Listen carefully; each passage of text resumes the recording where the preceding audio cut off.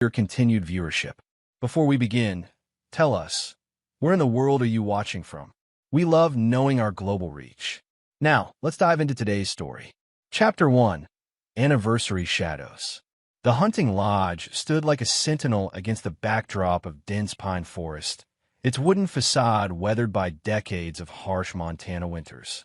Bryce Donovan killed the engine of his SUV and glanced at his wife, Lena, who was checking her reflection in the visor mirror.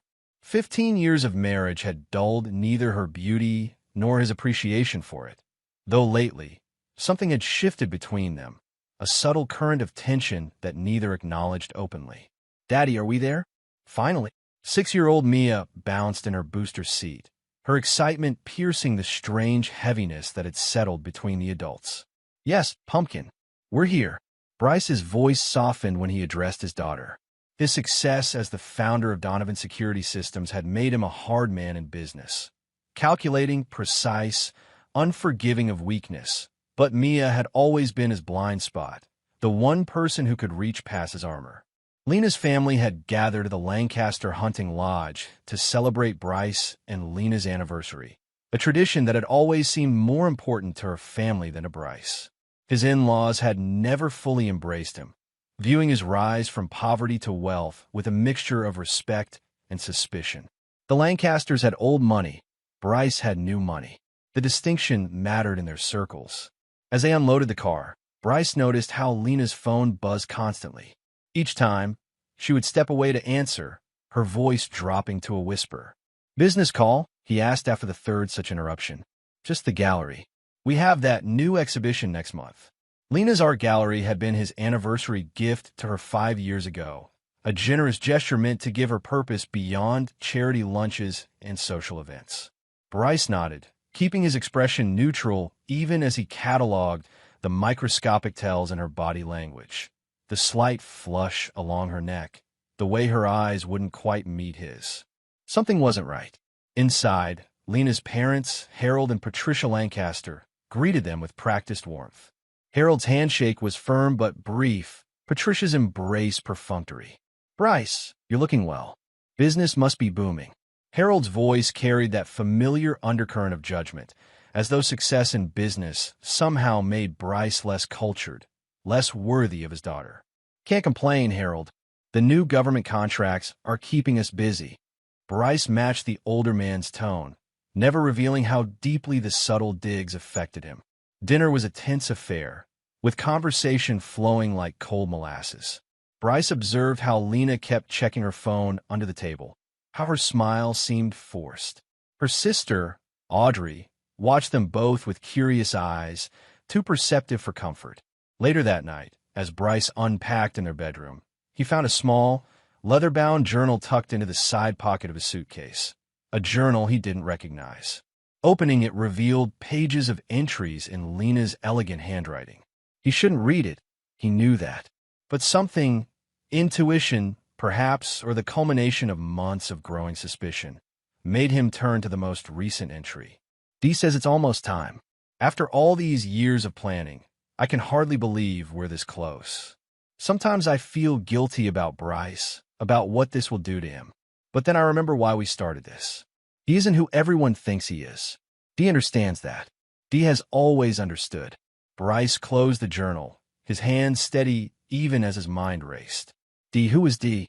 And what exactly were Lena and this mysterious Dee planning? He replaced the journal exactly as he'd found it and finished unpacking, his face betraying nothing of the storm brewing inside him. That night, as Lena slept beside him, Bryce lay awake, staring at the ceiling, piecing together the subtle inconsistencies of the past year. Unexplained absences, hushed phone calls, the gradual withdrawal of affection. Whatever Lena was planning, he would be ready. No one who betrayed Bryce Donovan ever did so without consequences. That was a lesson his father had taught him early, and it was one he had never forgotten, not through the brutal foster homes of his youth or the cutthroat world of business he now dominated. As dawn broke over the mountains, Bryce had already formulated the beginnings of a plan. He would watch, wait, and when the time came, he would strike with the precision and ruthlessness that had made him both feared and respected in the business world. First, though, he needed proof, and he would get it one way or another. Chapter 2. Whispers in the Woods. The following morning dawned crisp and clear, perfect for the family hike Harold had planned.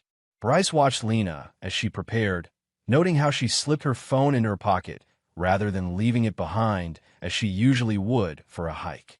"Beautiful day for a trek through the woods," Bryce commented, keeping his tone casual. "Yes, perfect." Lena's smile didn't reach her eyes. "Dad says there's a beautiful waterfall about 3 miles in. Mia will love it." The hiking party consisted of Bryce, Lena, Mia, Harold, Patricia, Audrey, and Audrey's husband, Glenn.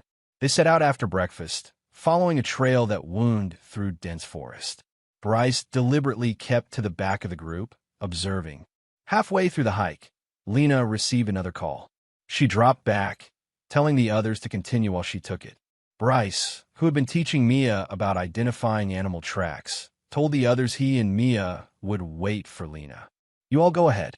We'll catch up," he assured Harold, who nodded and led the others forward. Once they were alone, Bryce pretended to be engrossed in showing Mia a deer print while actually straining to hear Lena's conversation. Her voice was too low to make out specific words, but the intimate tone was unmistakable. This was no business call. When Lena returned, her cheeks were flushed and not from exertion. "Ready to catch up with the others?" she asked brightly. "Actually, Mia was just telling me she's tired. I think we'll head back to the lodge, maybe do some fishing at the lake instead." Bryce's tone was light, giving Lena no reason to suspect his true intentions. Lena hesitated. "I can come back with you. No need to ruin your hike. We'll be fine, won't we, Pumpkin?" Bryce looked down at Mia, who nodded enthusiastically at the mention of fishing. "Well, if you're sure." Lena seemed almost relieved, which only confirmed Bryce's suspicions. As they turned back toward the lodge, Mia grew quiet. Bryce noticed her unusual demeanor and knelt down to her level.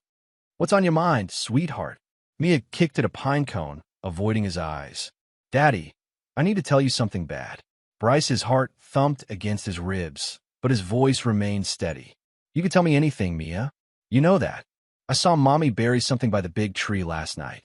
Mia's voice was barely above a whisper. "What big tree, sweetie?" Bryce kept his tone gentle, though his mind was racing. "The one with the swing. After you went to sleep, I got up to get water and saw Mommy from my window. She had a flashlight and a shovel." Bryce nodded thoughtfully. "Did you see what she buried?" Mia shook her head. "It was in a box. A metal box. Did Mommy see you watching?" "No. I hid when she looked up." Bryce gave his daughter a reassuring smile. "You did nothing wrong, Mia. Sometimes grown-ups have secrets, that's all." He squeezed her small hand. "Now, how about that fishing?"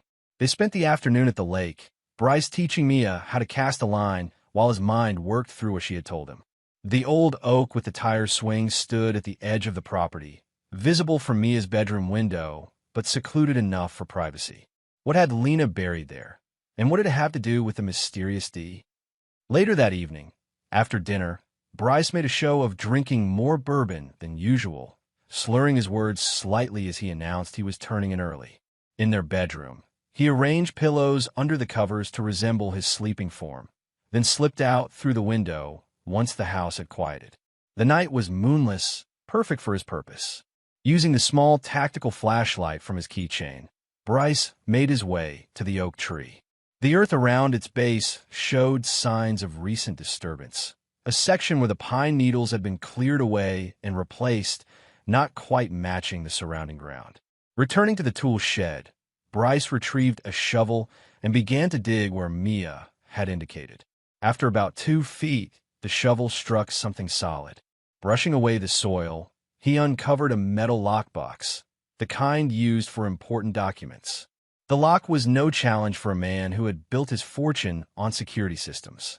Within minutes, Bryce had it open, his flashlight illuminating the contents: a USB drive, several photographs, and a folded document. The photographs made his blood run cold. They showed Bryce with a woman, not Lena, in various intimate settings. But Bryce recognized the woman immediately: Sophia Reed, a former client who had tried and failed to seduce him 3 years ago after he installed a security system in her penthouse. These photos were expertly doctored, making it appear as though they had been having an affair. The document was a draft of divorce papers, citing infidelity, with notes in the margins about financial settlements that would strip Bryce of half his assets. The USB drive contained more fabricated evidence, edited emails, fake hotel receipts, even a voice recording that had been spliced together to make it sound like Bryce was admitting to the affair. As he examined each piece of evidence, the full picture began to emerge. Someone had gone to extraordinary lengths to create an elaborate fiction, a fiction that would destroy him in a divorce court. And Lena was clearly involved. Bryce carefully replaced everything in the lockbox and reburied it, making sure to leave the site exactly as he had found it. As he walked back to the lodge, his mind was eerily calm. He had always known that his success would make him a target, but he never expected the attack to come from the person he trusted most. Back in the bedroom, lying beside his sleeping wife, Bryce made a solemn vow to himself. He would find out who Dee was. He would uncover the full extent of this conspiracy. And when he did, he would make them pay, all of them, in ways they couldn't begin to imagine. His father's words echoed in his mind. The world is divided into predators and prey, son. Make sure you're never the prey. Bryce had lived by those words, building an empire from nothing, and he wouldn't let anyone, not even Lena, take it away from him. As dawn approached, Bryce finally drifted into sleep, his dreams filled with strategies and contingency plans. The hunt had begun. Chapter 3. Beneath the Surface. The next morning, Bryce woke before Lena, his mind clear despite the minimal sleep. He showered and dressed, donning the mask of normalcy with practiced ease. When Lena stirred, he was already checking emails on his tablet, the picture of a husband balancing work and vacation. "Morning," he said, offering her a smile that revealed nothing of what he now knew. "Sleep well. Like a rock." Lena stretched languorously. "You were out like a light last night. That bourbon really hit you hard." "Guess I'm getting old," Bryce chuckled, playing along. "What's on the agenda today?" "Mom wants to take me into town for shopping. I thought maybe you and I could spend some time together. It's our anniversary weekend, after all." There was something calculated in her suggestion, something that would have gone unnoticed had Bryce not been looking for it. "Sounds perfect." The lie came easily. "I need to make a few work calls first, then I'm all yours." Once Lena headed to the shower, Bryce slipped her phone from the nightstand.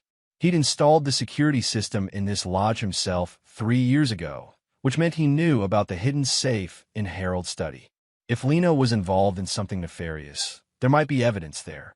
While the rest of the family enjoyed breakfast, Bryce excused himself, claiming he needed to handle an urgent work situation. In the study, he quickly located the safe behind a panel of bookshelves. The combination hadn't changed. Harold's birthday, predictably, and within moments, Bryce was examining its contents. Among various legal documents and family heirlooms, he found a manila envelope with his name written on it. Inside was a comprehensive dossier on his life, including details that weren't public knowledge. His childhood in foster care after his father's imprisonment, his first failed business venture, even the restraining order his college girlfriend had filed against him, later dropped when she admitted to fabricating the allegations. Most disturbing were the notes in a handwriting he didn't recognize, speculating about skeletons in Bryce's closet that could be leveraged. One note read, "Financial pressure alone won't break him. Need personal leverage. Investigates sister." Bryce's sister, Abigail, was his only living blood relative, a recovering addict who had straightened out her life with his help. The idea that someone would target her as a way to get to him filled him with cold rage. He photographed everything with his phone, then carefully replaced the documents. His mind was working overtime, connecting dots, formulating theories. Whatever was happening involved not just Lena, but potentially her entire family. The question was why? What did they stand to gain from destroying him? Later that day, while Lena and Mia were out shopping with Patricia, Bryce made a secure call to Vincent Mercer, his head of security and the one person he trusted implicitly. Vincent had been with him since the beginning, a former military intelligence officer who had saved Bryce's life during a business trip to South America that had gone sideways. I need you to run a deep background on everyone in the Lancaster family, particularly any new associates in the last 2 years, Bryce instructed. And I need eyes on Abigail. Discreet protection, 24/7. Consider it done, Vincent replied, asking no questions. Anything else? Yes. The name D could be a first name, last name, nickname. Someone connected to the Lancasters, possibly romantically involved with Lena. Saying it out loud made it real in a way that twisted Bryce's gut, but he kept his voice steady. I'll get my team on it immediately. Should I prepare the contingency protocols? The contingency protocols were emergency measures they had established years ago, ways to secure assets, communications, and personnel in case of a severe threat to the company or Bryce personally. Not yet, but be ready. Bryce ended the call, his decision made. He would play along for now, gather information, identify all the players in this game. Then, when the time was right, he would strike with such devastating precision that they would never recover. That evening, the Lancasters hosted a small dinner party, inviting a few neighboring families. Bryce played his part flawlessly, the successful businessman, the loving husband, the doting father. No one would have guessed the calculations happening behind his smile. Midway through dinner, a new guest arrived, fashionably late. Sorry for the delay, the man apologized as Harold introduced him around the table. Flight from Seattle was delayed. David Kessler, the newcomer said, extending his hand to Bryce. I've heard so much about you. Bryce didn't miss the momentary flash of tension in Lena's eyes at the introduction. David. D. It couldn't be a coincidence. All good things, I hope, Bryce replied smoothly, studying the man. David Kessler was about his age, impeccably dressed, with the easy confidence of old money. His handshake was firm, his smile practiced. Lena speaks very highly of your business acumen, David said, taking the seat opposite Bryce. We have mutual interests in the art world, actually. I'm a collector. David has an amazing eye, Lena added, her voice just a touch too enthusiastic. He's helped the gallery acquire some significant pieces. The conversation flowed around them, but Bryce was hyper-aware of every glance between Lena and David, every subtle shift in body language. They were careful, but not careful enough for someone trained to notice micro-expressions as Bryce was. After dinner, as the party moved to the great room for drinks, Bryce excused himself to take a call. Instead, he slipped into the guest room where David was staying and quickly searched his belongings. In the inner pocket of David's suit jacket, he found a small notepad with what appeared to be meeting dates, one of which corresponded to their anniversary weekend. Next to the date was a single word, confirmation. Bryce photographed the notepad and continued his search, finding nothing else of interest except a business card identifying David as the principal of Kessler Investment Group. He'd have Vincent look into that. Returning to the party, Bryce observed David charming the room, particularly Patricia Lancaster, who seemed especially taken with him. Harold, too, treated David with a deference he'd never shown Bryce, despite their similar backgrounds in finance. More bourbon. David appeared at Bryce's side, offering to refill his glass. Just a splash. Bryce studied the man, trying to discern what made him so appealing to the Lancasters and to Lena. Harold tells me you're in private equity, among other things. David's smile was enigmatic. I specialize in identifying undervalued assets and realizing their potential. There was something predatory in his phrasing that set off alarm bells in Bryce's mind. David wasn't just a rival for Lena's affection. He was a threat to everything Bryce had built. As the evening wound down, Bryce watched David place his hand at the small of Lena's back as they thought no one was looking, a gesture too intimate to be casual. Lena leaned into the touch briefly before pulling away, her eyes darting around the room guiltily. In that moment, the final piece clicked into place for Bryce. This wasn't just about an affair or a divorce. This was about a hostile takeover of his company, his wealth, his life. David Kessler and the Lancasters were working together, using Lena as their Trojan horse. Back in their bedroom, as Lena prepared for bed, Bryce maintained his facade of ignorant contentment. But inside, he was already at war. They had underestimated him, assumed that his love for Lena would blind him to their machinations. It was a miscalculation that would cost them everything. As he drifted off to sleep, Bryce was already formulating his counterattack. They want to play games? Fine. But they were playing against a man who had clawed his way up from nothing, who had survived betrayals and backstabbing that would have destroyed a lesser man. A man who never forgave, never forgot, and never, ever lost. The hunt was on, and they didn't even know they were the prey. Chapter 4. The Spider's Web. The anniversary weekend concluded with practiced smiles and hollow promises to do this again soon. Bryce drove his family back to their sprawling estate in the Virginia countryside, maintaining his performance as the oblivious husband. Inside, however, his mind was constructing a web of his own, intricate, invisible, and utterly inescapable once sprung. The first thread of that web began with information. In his home office, secured against electronic surveillance, a precaution that had once seemed paranoid but now proved prescient, Bryce reviewed Vincent's preliminary findings on David Kessler. Kessler's background is impressive on paper, Vincent reported via secure line. Princeton, Harvard Business School, stints at Goldman and BlackRock before founding Kessler Investment Group 8 years ago. Assets under management totaling nearly $2 billion. Too clean? Bryce asked, recognizing the pattern from his own due diligence investigations. Like it was manufactured. We found discrepancies in his early career, gaps that don't align with his claimed positions. And his investment group's performance metrics don't match their reported returns. They're burning cash faster than they're making it. So he needs money. Bryce tapped his fingers thoughtfully on his desk. What about the Lancasters? Harold's commercial real estate holdings took a major hit during the pandemic. He's leveraged to the eyeballs, keeping up appearances while teetering on bankruptcy. Your security company would be a lifeline, steady government contracts, proprietary technology patents, liquid assets. The picture was becoming clearer. And Lena's connection to Kessler? They met through the art gallery, apparently. But we found hotel records showing they've been meeting at least monthly for the past year. Always high-end places, always under pseudonyms. The confirmation of Lena's betrayal should have hurt more, Bryce thought.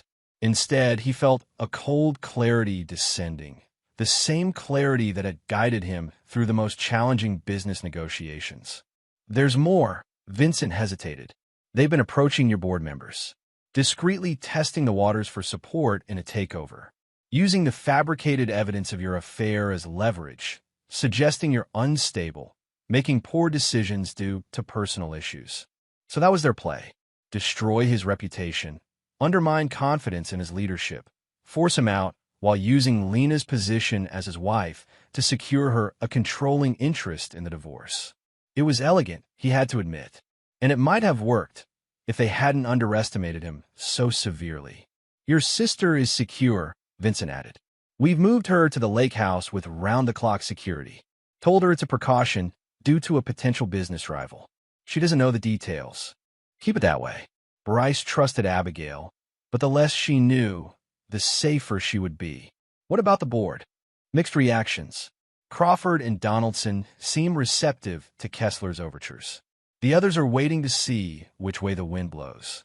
Pull the private files on Crawford and Donaldson. Everyone has secrets. Find theirs. The next morning, Bryce suggested to Lena that they host a dinner party the following weekend.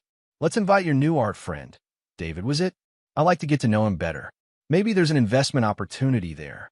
Lena's surprise was evident, though she tried to mask it. That's a great idea. I'll call him today. Wonderful. Oh, and see if your parents can come. It's been ages since we've had them to the house. As Lena made her calls, Bryce set the next phase of his plan in motion. He contacted Sophia Reed, the woman in the doctor photos.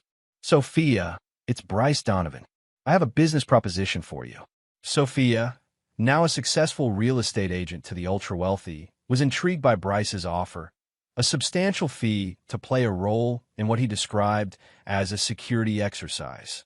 All she needed to do was attend his dinner party and follow his lead. Over the next few days, Bryce made a show of being distracted, taking private calls, working late hours. He left his personal laptop open with emails to Sophia in his browsing history. emails discussing their meeting at the upcoming dinner. Just enough breadcrumbs to suggest that what the fabricated evidence implied might actually be true. He knew Lena would look. She always did when he was away from his devices, a habit he had noticed months ago but never confronted her about. Now, it served his purpose perfectly. The night before the dinner party, Bryce's home security system alerted him to movement in his office at 2 a.m. The cameras showed Lena at his computer, downloading files to a USB drive, the same fabricated evidence he had found buried at the lodge, now planted on his own computer by him as a trap. She was taking the bait, exactly as he had anticipated. The dinner party was a masterclass in controlled chaos. Bryce had arranged for Sophia to arrive just as everyone was settling in for drinks. The momentary flash of panic on Lena's face when Bryce introduced Sophia as an old friend was worth every penny he was paying her. "Sophia and I go way back," Bryce said, his hand lingering just a fraction too long on her arm. "She's been instrumental in some recent investments."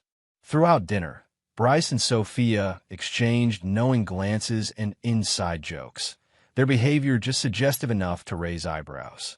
David Kessler watched the interaction with barely concealed satisfaction, while Harold and Patricia Lancaster exchanged meaningful looks. "David," Bryce said as dessert was being served, "Lena tells me you have quite an eye for valuable acquisitions. I'd love to hear more about your approach." "It's all about recognizing potential where others don't," David replied smoothly, "and having the courage to make decisive moves when opportunities present themselves." "I couldn't agree more." Bryce raised his glass in a toast. "To decisive moves." After dinner, Bryce deliberately left David and Lena alone in the library while he gave Sophia a tour of the house, making sure they were gone just long enough to encourage conversation between the conspirators. What they didn't know was that every room in Bryce's house was equipped with state-of-the-art surveillance that was currently recording their every word. "He's having an affair," Lena whispered urgently to David once they were alone. "With her. It's perfect. We don't even need the fabricated evidence now. We have the real thing." "Are you sure?" David sounded skeptical. "It seems too convenient. I found emails, hotel receipts, all recent." "He's been sloppy. Overconfident." Lena's voice was triumphant. "We can move up the timeline. File the papers next week instead of waiting until after the board meeting." "What about your daughter?" "The prenup has provisions about infidelity and custody. Mia will adjust. She'll still see him, of course, but primary custody will be with me. The judge will take one look at those photos and emails, and the prenup's fidelity clause will be triggered. I'll get control of his voting shares as part of the settlement." "And the board?" David pressed. "Crawford and Donaldson are already on board. With my shares and theirs, we'll have enough to force Bryce out. The company will be ours, and he'll never know what hit him." In his security room, watching the conversation unfold on multiple screens, Bryce felt no pain at Lena's betrayal, only cold satisfaction at having confirmed every suspicion. They had revealed their entire plan, unaware that every word was being recorded. Evidence that would be inadmissible in court, perhaps, but invaluable for what Bryce had planned. As the evening wound down and their guest departed, Bryce kissed Lena on the cheek. "That went well, don't you think?" "Very well," she agreed, her eyes calculating beneath her smile. "David was impressed with your operation. Said there might be partnership opportunities. I look forward to exploring them," Bryce replied, the irony of his words lost on her. That night, as Lena slept beside him for what he knew would be one of the last times, Bryce finalized his countermeasures. Board members Crawford and Donaldson would find their own secrets exposed if they moved against him. David Kessler's financial house of cards would collapse with a few strategic calls to the SEC and his major investors. And Lena would lose everything she had plotted to steal from him. But first, he needed to secure what mattered most: Mia. The revelation of Lena's willingness to use their daughter as a pawn in her scheme had awakened something primal in Bryce, a ferocity that would reshape his plan from mere self-preservation to complete annihilation of his enemies. As dawn broke, Bryce slipped out of bed and went to his daughter's room. Watching her sleep, Innocent and unaware of the storm gathering around their family, he made a silent promise. When this was over, she would never have to doubt where she belonged or who truly loved her. And those who had sought to use her as leverage would pay the ultimate price. Chapter 5. Counter-moves. The week following the dinner party unfolded exactly as Bryce had predicted. Lena's behavior grew increasingly secretive, punctuated by hushed phone calls and unexplained absences. She was setting the stage for her exit, unaware that Bryce was 10 steps ahead. His first counter-move targeted the financial foundation of their scheme. Vincent had uncovered that Kessler Investment Group was essentially a sophisticated Ponzi scheme, using new investor funds to pay returns to earlier investors while siphoning millions into offshore accounts. With this information, Bryce arranged an anonymous tip to both the SEC and several of Kessler's largest investors, attaching enough documentation to spark a serious investigation. Next, he focused on the Lancaster family's vulnerabilities. Harold's precarious financial situation offered the perfect pressure point. Through a series of shell companies, Bryce quietly acquired the debt on Harold's largest commercial properties, positioning himself as the senior creditor. One call could trigger a cascade of margin calls that would wipe out the Lancaster family fortune within days. For board members Crawford and Donaldson, Bryce employed more personal leverage. Crawford, it turned out, had been embezzling from the company's charitable foundation for years. Small amounts, skillfully concealed, but detectable by someone who knew where to look. Donaldson's weakness was more personal. An adult son with multiple DUIs that had been covered up through judicial connections that Bryce now controlled. Everything is in place, Vincent confirmed during their secure daily briefing. We can pull the trigger whenever you give the word. Not yet, Bryce replied. There's still Mia to consider. That evening, as Mia was getting ready for bed, Bryce sat on the edge of her bed, heart heavy with what he needed to ask. Pumpkin, do you remember when you told me about Mommy burying something by the tree? Mia nodded solemnly. I need to ask you something else, and it's very important that you tell me the truth. Has Mommy ever talked to you about maybe living somewhere else? Or about Daddy going away? Mia's lower lip trembled. She said maybe we would live with Grandma and Grandpa for a while, and that a new friend might come stay with us. She made me promise not to tell you. The confirmation of Lena's manipulation of their daughter hardened Bryce's resolve. You didn't do anything wrong by telling me. Sometimes grown-ups keep secrets that they shouldn't. Are you mad at Mommy? Mia's eyes were wide with childish perception. No, Pumpkin. I'm just sad that she made choices that will change things for us. It wasn't quite a lie. Beyond the cold rage that fueled his planning, there was a profound sadness for what might have been. But I promise you, no matter what happens, you and I will always be together. Okay. After tucking Mia in, Bryce made a call to his attorney, Maxwell Brighton, not the family lawyer who handled their estate planning, but his personal counsel, a shark who operated in the shadows of high-stakes corporate warfare. I need custodial preparations. Mac's full documentation of parental alienation, evidence of conspiracy to violate the prenuptial agreement, and emergency temporary custody motions ready to file at a moment's notice. Based on what you've sent over, we have a strong case, Brighton replied. But are you sure you want to go nuclear here? Once these accusations are public. I'm not interested in public, Bryce cut him off. I want this handled privately, with maximum leverage.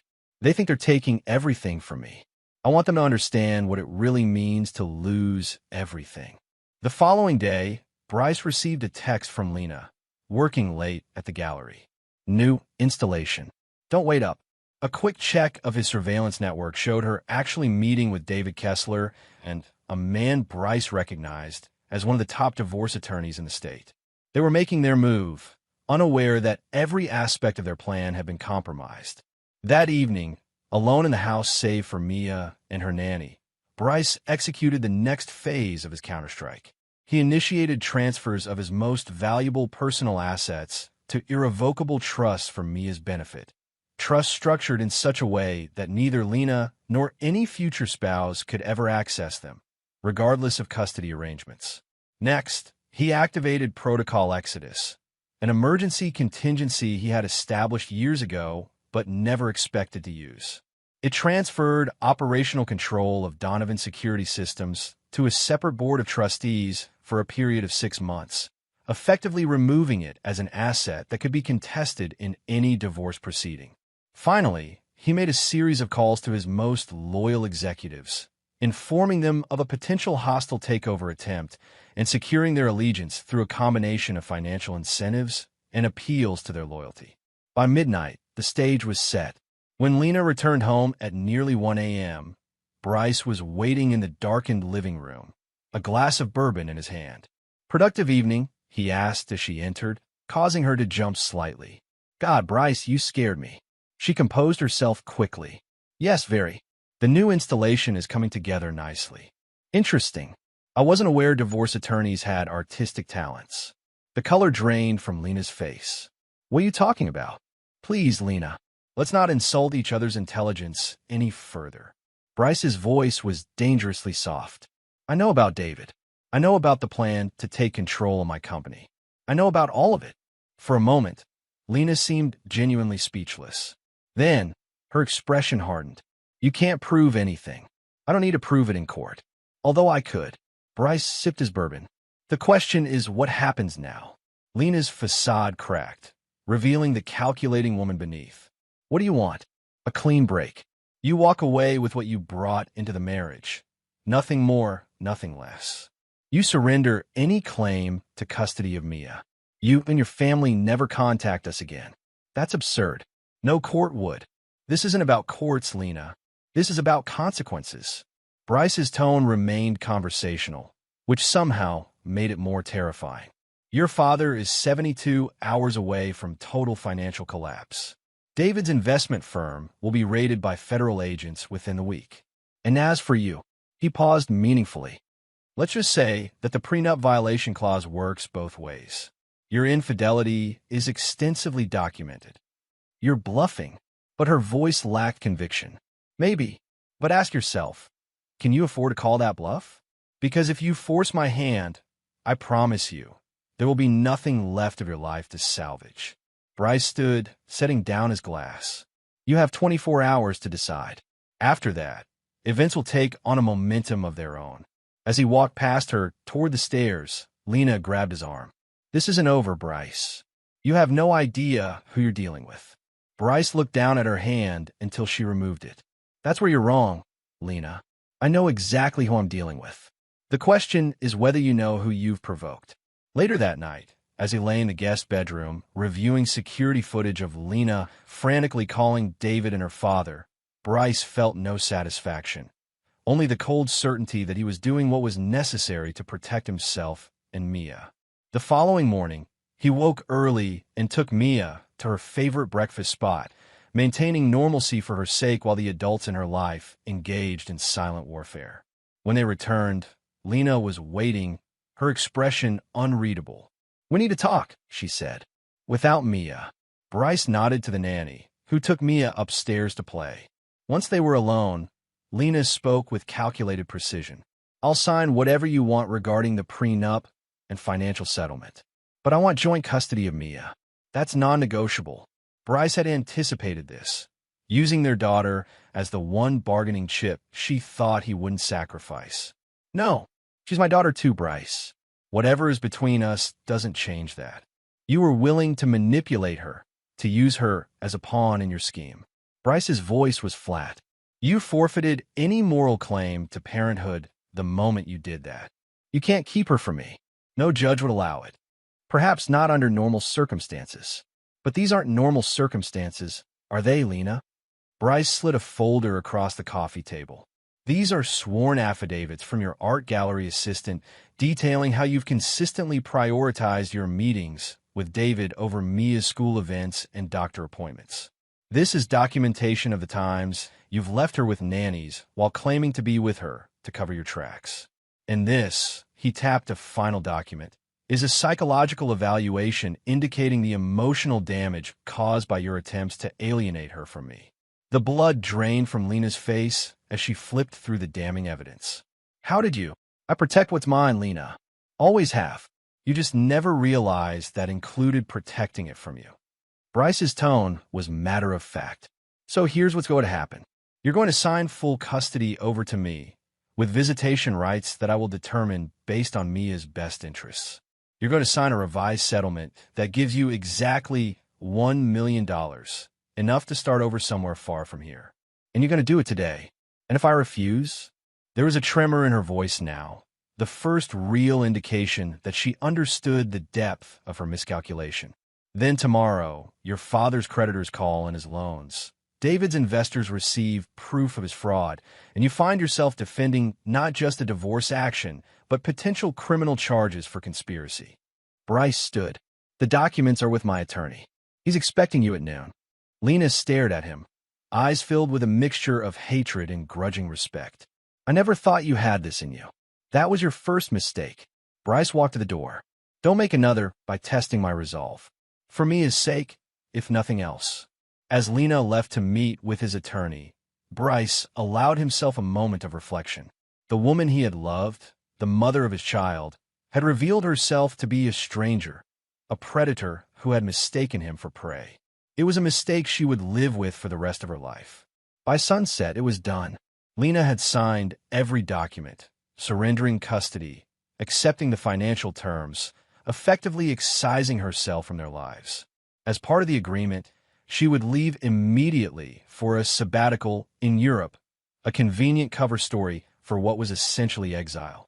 As Bryce watched her pack her belongings under the watchful eye of his security team, he felt no triumph, only a cold certainty that he had done what was necessary to protect his daughter and his legacy.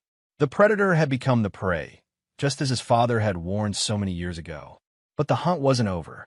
David Kessler and the Lancasters remained, and for them, Bryce had planned a reckoning that would ensure they never threatened him or Mia again. The true endgame was just beginning. Chapter 6: The Precipice. The following weeks unfolded with the precision of a meticulously orchestrated symphony, each movement building toward Bryce's ultimate crescendo of revenge. With Lena now in self-imposed exile in the south of France, her artistic sabbatical explained away to friends and associates with practiced ease, Bryce turned his attention to the remaining conspirators. David Kessler was the next to fall. The anonymous tips to the SEC and his major investors had sparked exactly the storm Bryce had anticipated. Federal agents raided Kessler Investment Group's offices, seizing records and freezing assets.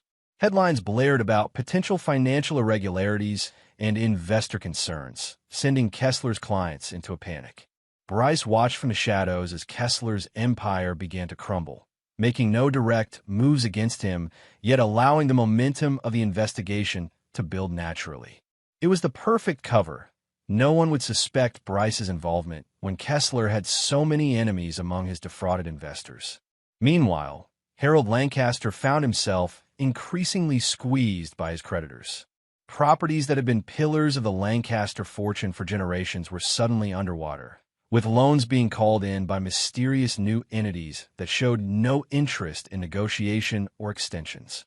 The Lancasters are desperate, Vincent reported during their daily briefing. Harold has approached 3 different banks for emergency financing. All have declined. And Patricia?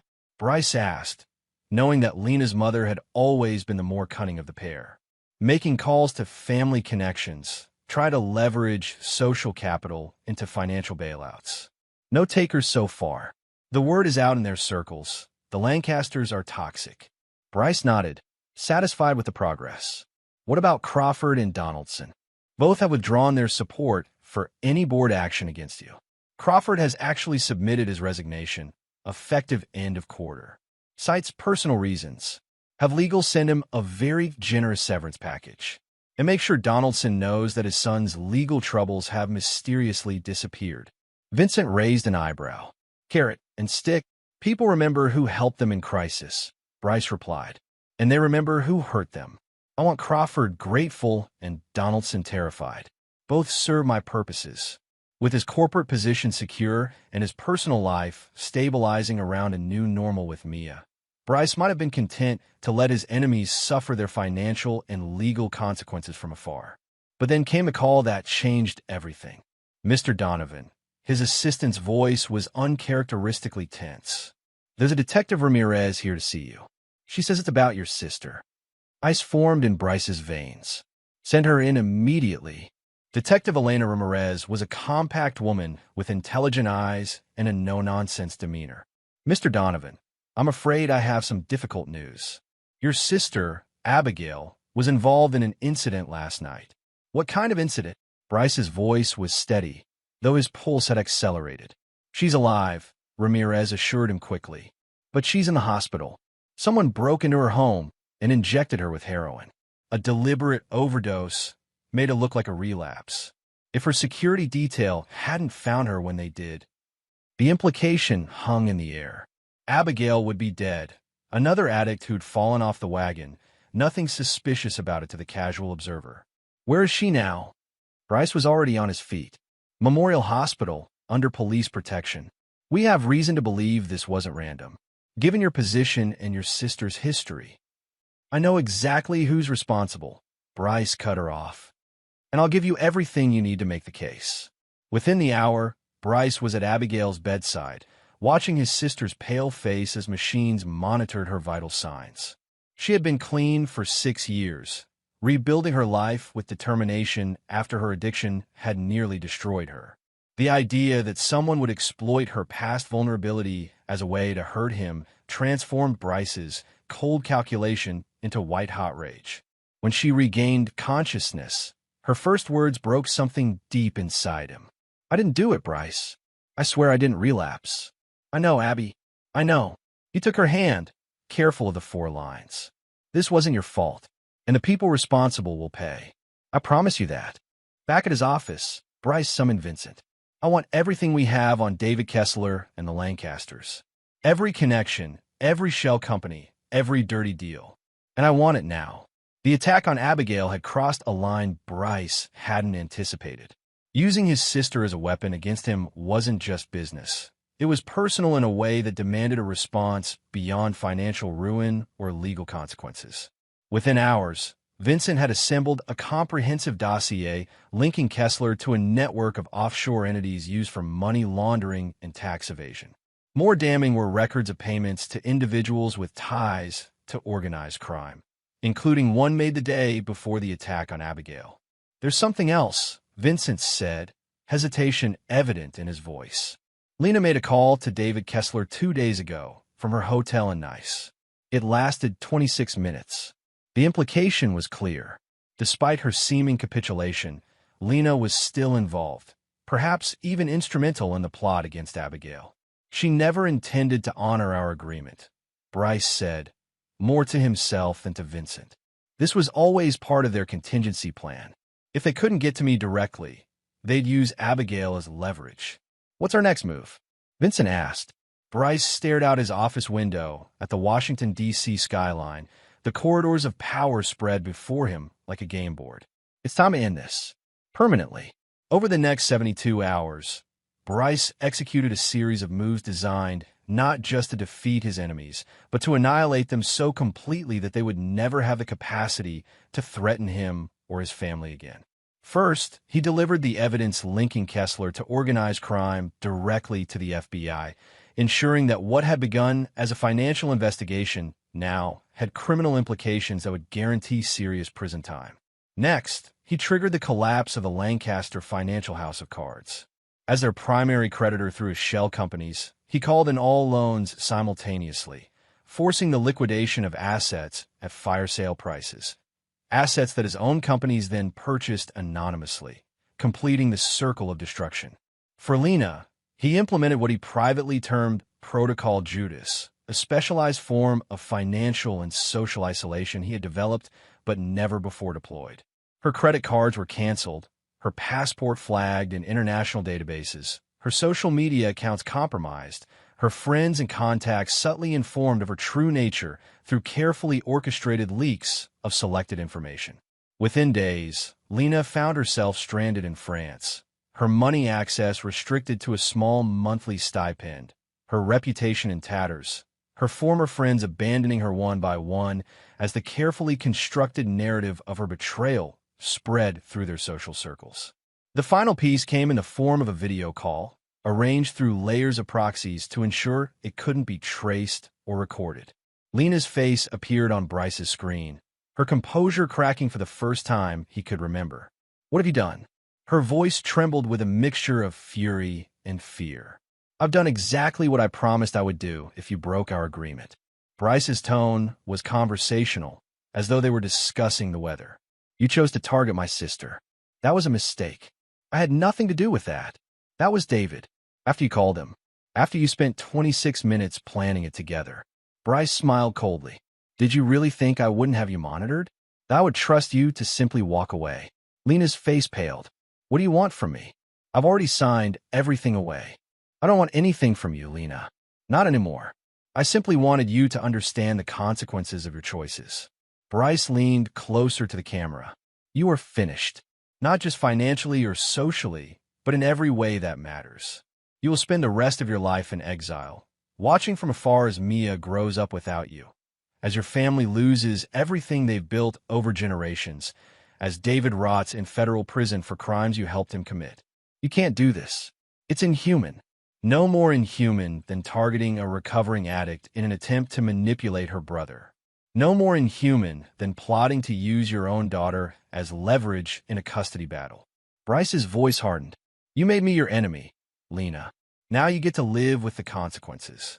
"This isn't over," she hissed, desperation giving way to hatred. "It was over the moment Mia saw you burying that box." Bryce's smile never reached his eyes. "Goodbye, Lena." He terminated the call, knowing it would be their last communication. The walls were closing in on all of them.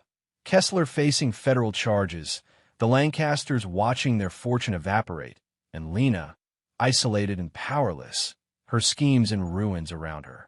As evening fell, Bryce sat with Mia in their home theater, watching one of her favorite animated films.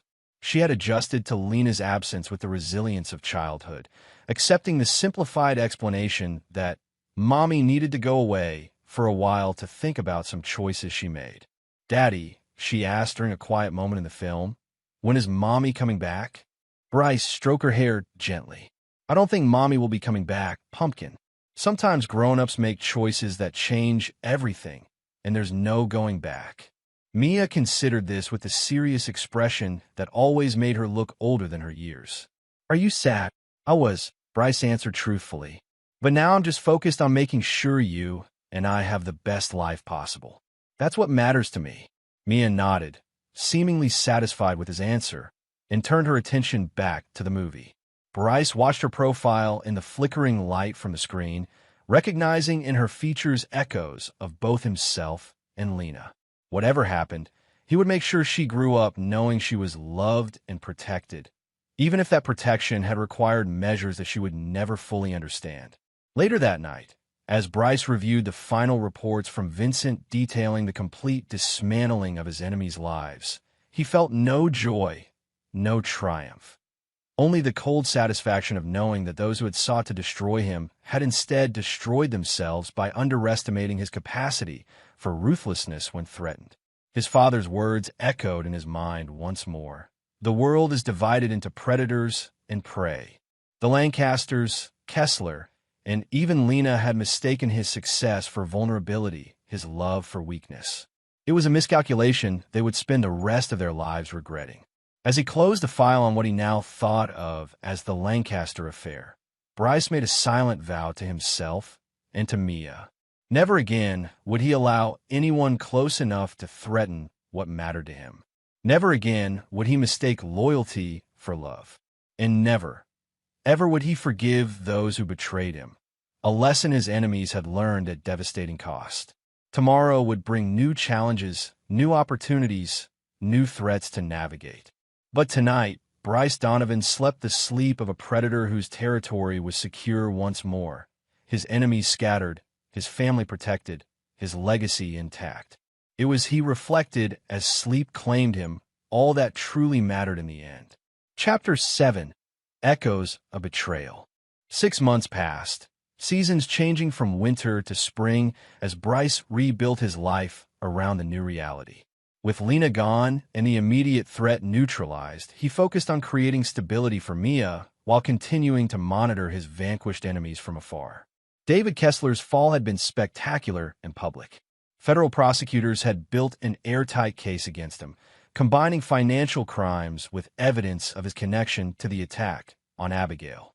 He now awaited trial from federal detention center, his bail denied due to flight risk, a decision influenced by anonymous tips about offshore accounts and prepared escape plans that Bryce had strategically leaked to the prosecution. The Lancasters had retreated to a modest property in North Carolina, all that remained of their once vast holdings after Bryce's financial onslaught. Harold's health had deteriorated rapidly following their downfall, the stress of financial ruin and social humiliation proving too much for a man who had defined himself by wealth and status for 7 decades. Lena remained in Europe, drifting between cheap apartments in secondary cities, surviving on the meager allowance Bryce permitted her through a complex trust arrangement that gave her just enough to subsist, but never enough to mount any kind of comeback. Her attempts to contact Mia through intermediaries had been systematically blocked, each potential messenger warned about the consequences of facilitating any communication. Bryce's company was thriving, having secured a series of lucrative government contracts that positioned Donovan Security Systems as the premier provider in its field. The brief uncertainty caused by the attempted hostile takeover had been smoothly managed, with loyal board members rewarded and the few who had wavered kept in line through a combination of incentives and subtle reminders of Bryce's long memory. Abigail had recovered fully from the attack, moving into a guest house on Bryce's estate where he could ensure her safety while respecting her independence. Their relationship, always close despite the turmoil of their childhood, had strengthened through the shared trauma, with Abigail becoming a surrogate mother figure to Mia. On a clear April morning, Bryce sat in his home office reviewing quarterly projections when his private line rang, a line known to only 5 people in the world. "Donovan," he answered briskly. "It's Vincent. We have a situation. Kessler is dead." Bryce froze, his mind immediately calculating implications. "Ow! Officially suicide.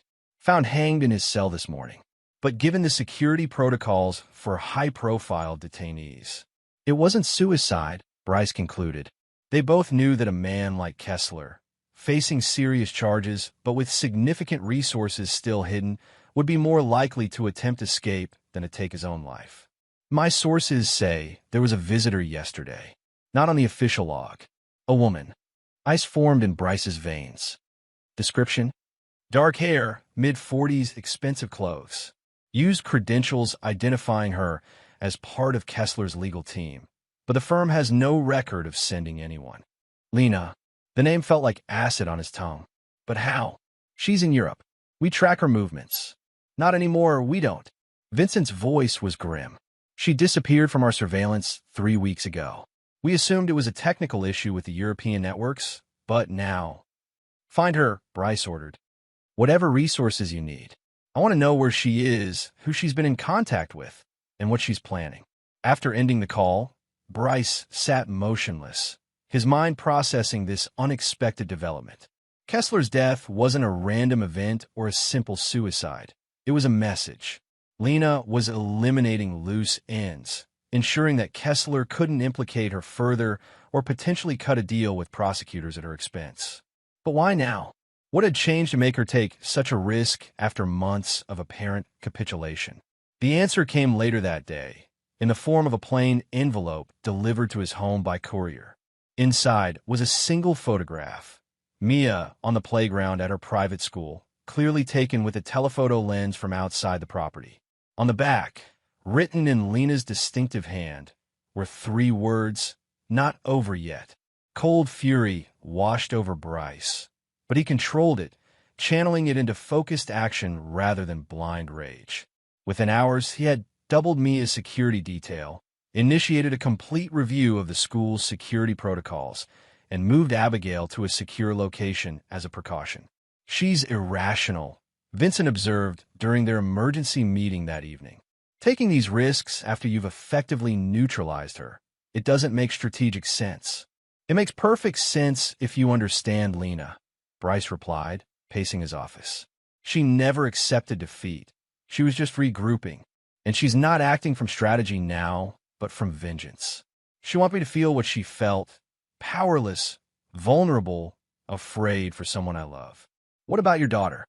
Do we need more direct protection measures? Bryce considered the options. Pulling Mia from school and restricting her activities would protect her physically but harm her emotionally. Lena was counting on him to overreact, to disrupt Mia's life in ways that would paradoxically give Lena an opening to position herself as the reasonable parent. No, we maintain normal routines, but with enhanced security. Mia doesn't need to know anything about this. As far as she's concerned, nothing has changed. Over the next 2 weeks, Bryce maintained his outward calm while orchestrating a global search for Lena. Her trail was surprisingly difficult to follow. She had clearly planned her disappearance meticulously, using resources and connections that had somehow escaped Bryce's initial purge. Then came the second message, a package delivered to Donovan's Security Systems headquarters, addressed to Bryce personally. Inside was a thumb drive and a note. Watch and learn. After having the drive thoroughly scanned for malware, Bryce plugged it into a secure, isolated computer. The video showed Harold Lancaster in what appeared to be a hospital room, looking frail and diminished. Off camera, Lena's voice was clearly audible. "Tell him, Dad. Tell him exactly what I told you to say."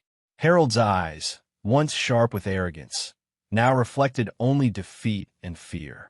"Bryce, my daughter wants you to know that she hasn't forgotten what you did to our family. She wants you to know that she's coming for what's hers. Mia, the company, everything.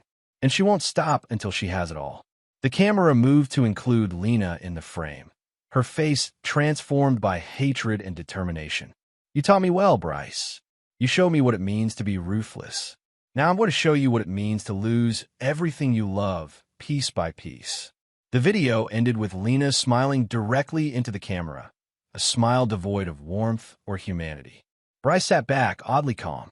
The Lena he had married, the woman who had hidden her true nature behind a facade of elegance and culture, was gone completely.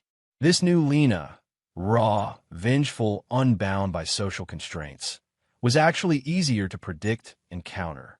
"She's coming back to the U.S., he told Vincent after showing him the video. "She's going to make a direct play for Mia, probably through the courts. She'll have fabricated evidence, new allies, maybe even witnesses willing to testify that I'm an unfit parent. Can she actually win custody after everything that's happened? Not legally, no. The custody agreement is ironclad. But that's not her goal, at least not through legal means. She wants to create chaos, to force me to divide my attention between protecting Mia and defending my company. She's setting up multiple fronts of attack." Vincent nodded grimly. "What's our counter?" "We go on offense," Bryce replied, his decision made. "Lena thinks she's learned how to play my game, but she's forgotten one crucial detail. I created the game, and I'm about to change the rules." Over the following days, Bryce implemented what he called Protocol Chimera, a multi-layered defensive and offensive strategy designed to neutralize threats while simultaneously springing a trap for Lena when she inevitably surfaced. First, he moved Mia and Abigail to his heavily secured lake house, ostensibly for a spring vacation, but actually to place them beyond Lena's immediate reach. Next, he initiated a preemptive legal strategy, having his attorneys file motions documenting Lena's threatening communications and seeking restraining orders that would make any approach to Mia or the company legally actionable.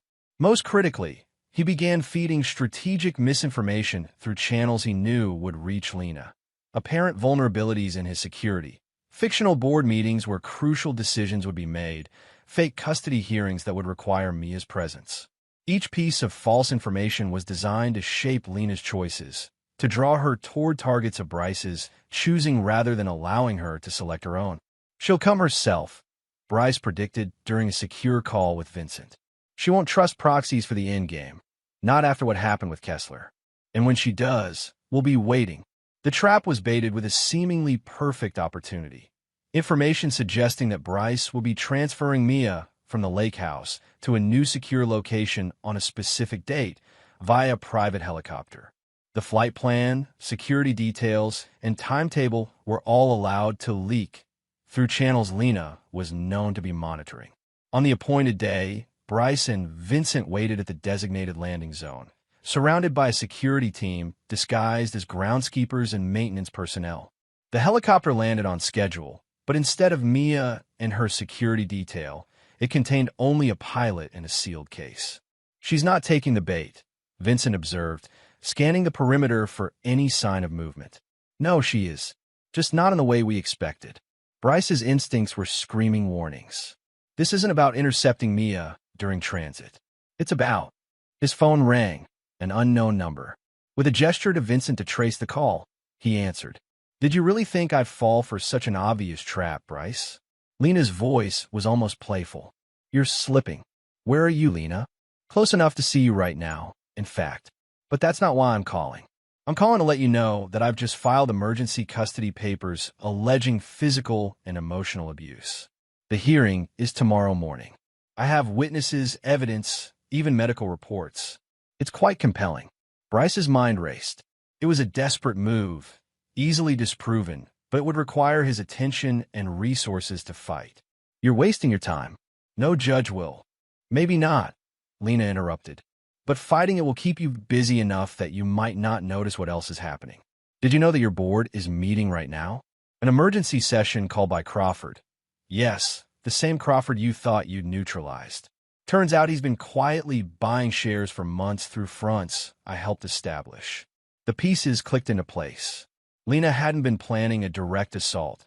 She'd been orchestrating a coordinated attack on multiple fronts, forcing Bryce to divide his attention and resources. "You're still underestimating me, Lena." Bryce's voice remained steady. "Crawford isn't buying anything.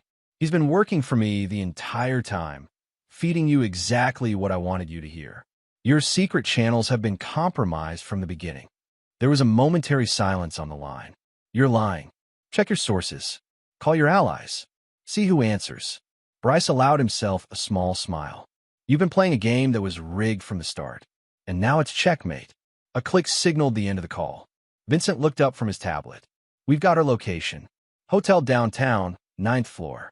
Team is moving in now." But Bryce shook his head.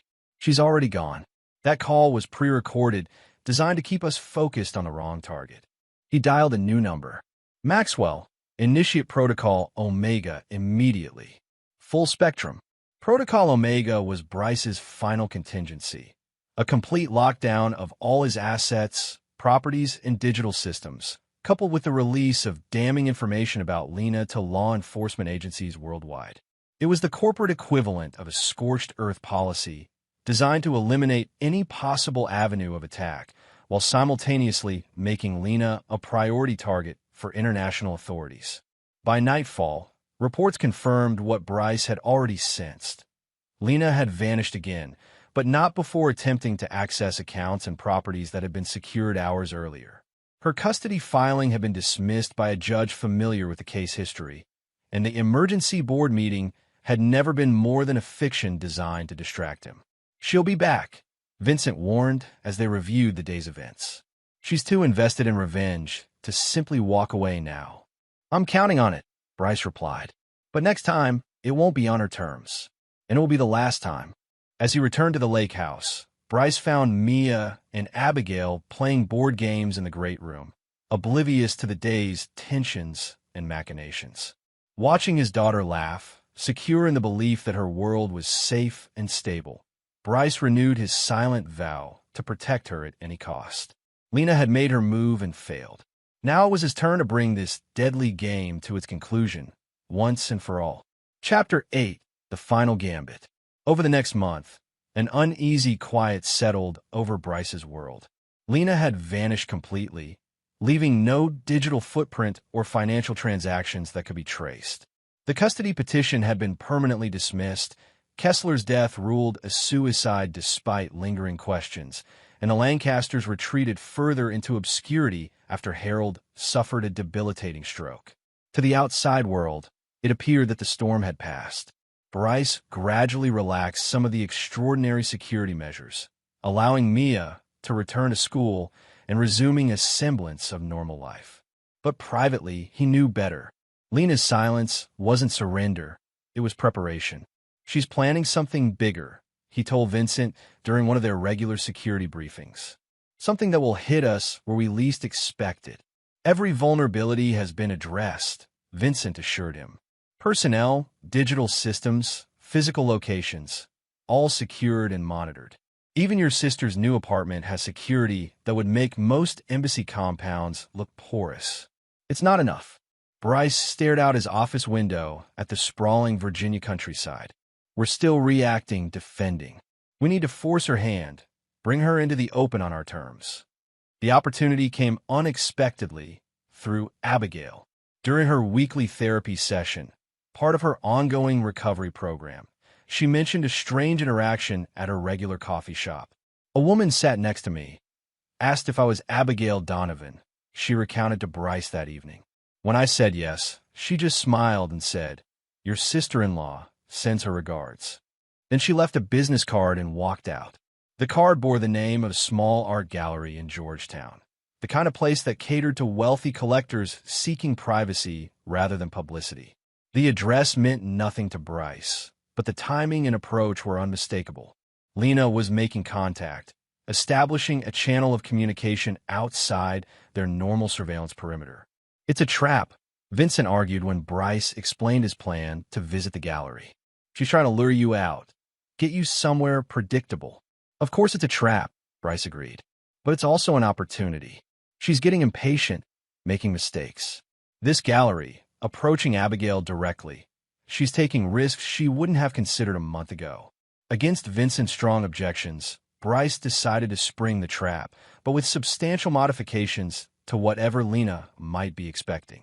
He would visit the gallery, but not on the day or time that would seem most logical. He would bring security, but not in the obvious formations that would be anticipated. And most importantly, he would wear specialized contact lenses developed by his company's R&D division. Lenses that contain microscopic cameras capable of recording everything he saw. 2 days later, Bryce entered the gallery shortly after opening, when foot traffic would be minimal. The space was elegant but intimate, displaying a carefully curated selection of contemporary works with price tags that ensured an exclusive clientele. A slender woman with a precise bob and designer glasses approached him. "Mr. Donovan, I presume? My name is Elise Renard. I understand you received my invitation." "Not directly," Bryce replied, studying her. This wasn't Lena, but there was something familiar in her mannerisms. A mutual acquaintance passed it along. "Yes, your sister. A lovely woman." Elise gestured toward a door at the rear of the gallery. "We have a private collection I believe will interest you. This way, please." The private viewing room was softly lit, with a single painting displayed on the far wall. As Bryce approached it, he recognized the style immediately, a distinctive abstract technique favored by an artist Lena had championed in her gallery years ago. "New work by Anton Morova," Elise confirmed. "Quite valuable, as his recent death has only enhanced his market position." Bryce studied the painting, noting the aggressive brushstrokes and violent color palette. The title card read simply, "Betrayal." "Subtle," he remarked dryly. "Art rarely is in its truest form." The voice came from behind him, a voice he knew intimately despite not having heard it in months. Bryce turned slowly to face Lena, who had entered silently through a concealed door. She looked different, harder, leaner, her once elegant appearance now sharp-edged and predatory. Her hair was cut short, dyed a darker shade than her natural color, and she carried herself with a new intensity. "Hello, Lena. You've gone to a lot of trouble for this meeting. Worth every penny to see you in person." She moved into the room, keeping a calculated distance between them. "You look well. Success continues to agree with you. What do you want?" Bryce kept his tone businesslike, though his senses were on high alert. The room had only 2 visible exits, and he was certain both were being monitored. "Want?" Such a simple word for such complex desires. Lena circled the perimeter of the room, never turning her back to him. "Revenge is too small a word for what I've been planning, Bryce. You didn't just take my life, you erased it. My family, my reputation, my daughter. You left me with nothing. You did that to yourself when you conspired with Kessler to take everything from me." Lena laughed, a brittle sound devoid of humor. "Is that what you tell yourself? That I deserve what happened because I made the first move?" How convenient for your conscience. I don't lose sleep over protecting what's mine. Bryce watched her carefully, aware that this conversation was merely prelude. Why am I here, Lena? You didn't arrange all this just to reminisce. No. She stopped her pacing, fixing him with a gaze that burned with focused hatred. I arranged this to give you a choice.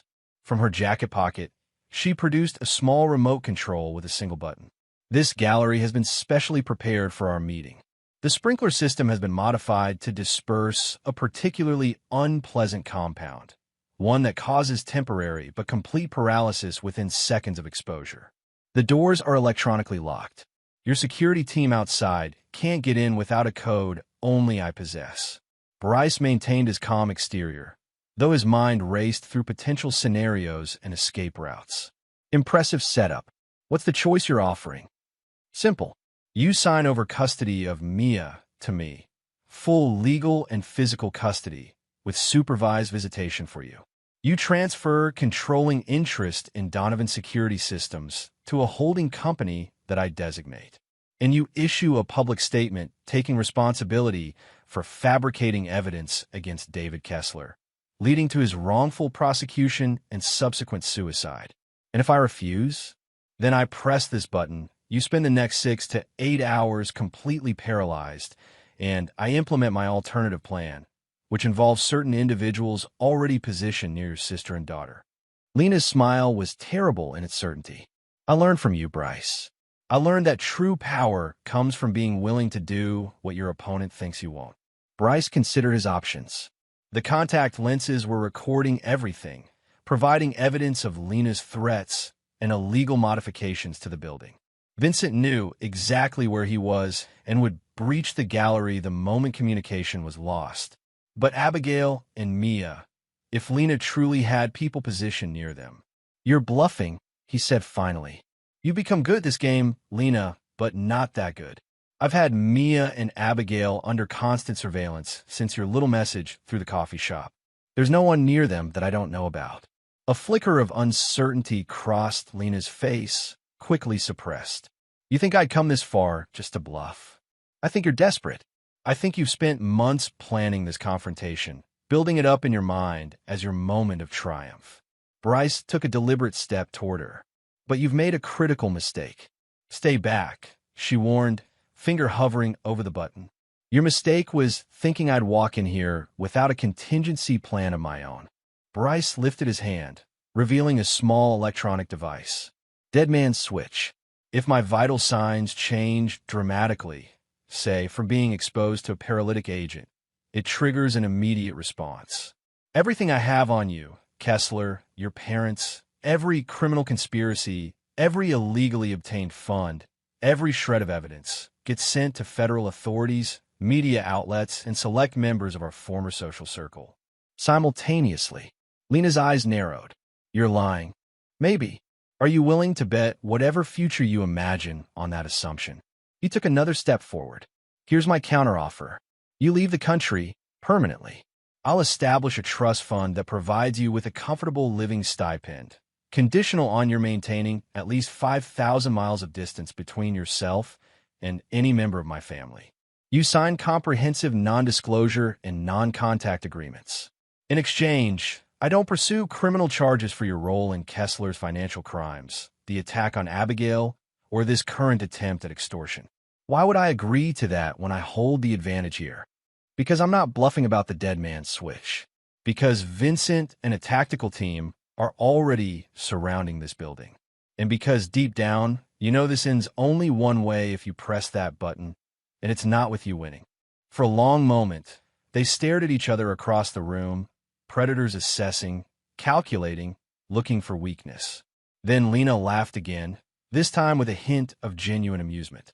Always 3 steps ahead, aren't you, Bryce? Even when I think I've outmaneuvered you. It's not personal, Lena. It's just who I am. Despite his words, they both knew it was deeply personal. Had been from the moment she betrayed him. She lowered the remote slowly. How do I know you'll honor this arrangement? That once I'm out of the country, you won't simply cut off the funds and leave me with nothing again. Because unlike you, I keep my word when it's given. Bryce's voice hardened. And because if you ever come near my family again, there won't be any negotiation. No clever games, no second chances. Just consequences. The tension in the room was palpable as Lena considered her options. Finally, she placed the remote on a nearby table and stepped away from it. You'll have the papers drawn up? They already are. Maxwell will contact you tomorrow with the details. Bryce maintained his position, unwilling to turn his back on her until the immediate threat was neutralized. The gallery and Elise? Legitimate. Actually, Anton was a friend who owed me a favor. Elise knows nothing beyond that I wanted a private meeting with a potential buyer. Lena's smile was thin. I'm not quite the monster you think I am, Bryce. No, you're exactly the monster I discovered you to be. He moved toward the main door, keeping her in his sight. It ends here, Lena, one way or another. As he reached the door, she called after him. You know what the real tragedy is? In another life, with different choices, we could have been formidable together instead of against each other. Bryce paused, hand on the door handle. There was never going to be another life, Lena. We are who we are. I'm just better at it than you. Outside, Vincent was waiting with a tactical team positioned discreetly around the perimeter. All good. For now. Bryce removed the contact lenses, handing them to Vincent. Get this footage to Maxwell immediately, and verify the security status on Abigail and Mia. Already confirmed. Both secure. No unusual activity. Bryce nodded, relieved but not surprised. Have the jet ready for tomorrow. I want the custody papers and financial arrangements completed before nightfall. You think she'll honor the agreement? I think she knows what will happen if she doesn't. Bryce looked back at the gallery, where Lena stood watching from the window, and I think, finally, she believes me.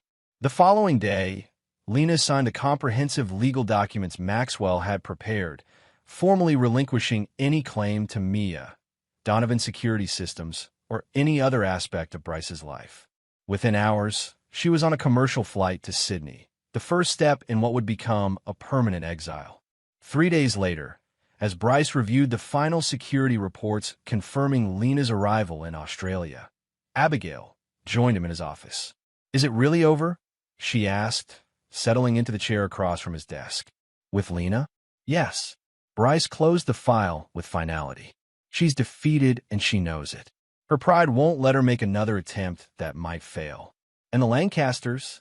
Harold had another stroke yesterday. He's not expected to recover. Patricia is selling their remaining properties and moving to assisted living in Florida. Bryce's tone held no satisfaction, merely factual detachment. They're no longer relevant. Abigail studied her brother, noting the lines of exhaustion etched around his eyes. What about you, Bryce? Is this victory? Does it feel like you thought it would? Bryce considered the question seriously. It's not about victory. It never was. It was about protection. Of Mia, of you, of what I've built. He looked out the window, where Mia could be seen playing in the garden with her nanny. They threatened everything that matters to me. I responded accordingly. The ruthlessness that Dad taught us, do you ever worry that it comes at a cost? That it changes us? Every day. Bryce's admission surprised them both with its honesty. But I'd rather pay that cost than see Mia pay the price of my weakness. Abigail nodded, understanding. They had both been shaped by their father's harsh lessons about power and vulnerability, about the necessity of decisive action when threatened. Where she had rebelled against those lessons through self-destruction, Bryce had internalized them, becoming the ultimate expression of their father's philosophy. What will you tell Mia when she's older and asks about her mother? The truth, appropriate to her age. That Lena made choices that made it impossible for us to be a family. That sometimes people we love aren't what they seem. Bryce's expression softened as he watched his daughter, and that no matter what, she is loved and protected. As evening fell, Bryce sat alone on the terrace, nursing a glass of bourbon and reflecting on the events of the past year.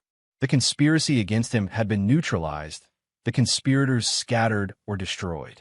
Mia was safe, his company secure, his enemies vanquished. Yet there was no sense of triumph, no exultation in the outcome. Only the quiet certainty that he had done what was necessary, what his nature demanded. The world remained as his father had described it, divided into predators and prey, and Bryce had ensured that he and those he loved would never be the latter. Tomorrow would bring new challenges, new potential threats to guard against. But tonight, in this moment of hard-won peace, Bryce Donovan allowed himself to simply be a father watching over his sleeping child, the most fundamental and primal form of protection there was. The hunt was over. The predator had won, and the price, paid in trust, in mercy, in the capacity for forgiveness, was one he would willingly pay again to keep Mia safe in a world that had proven itself as dangerous and unforgiving as his father had always warned. Chapter 9. Blood and Ashes. 3 years passed, the seasons cycling through renewal and decay as Bryce rebuilt his world with methodical precision. Donovan's security systems had expanded globally, securing contracts with governments and corporations across 6 continents. Mia, now 9, thrived in school and extracurricular activities, showing the same sharp intelligence and determination that characterized her father. Lena remained in Australia, living a modest but comfortable life on the stipend from the trust Bryce had established.